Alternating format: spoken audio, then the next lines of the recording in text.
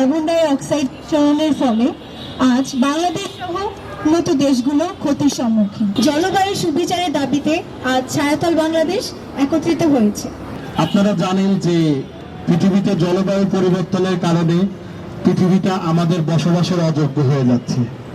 আমরা আমাদের পৃথিবীকে সবুজের সমারোহ দিয়ে ঘিরে রাখতে চাই। আজকে আমাদের এই আয়োজন ক্লাইমেট চেঞ্জ নিয়ে।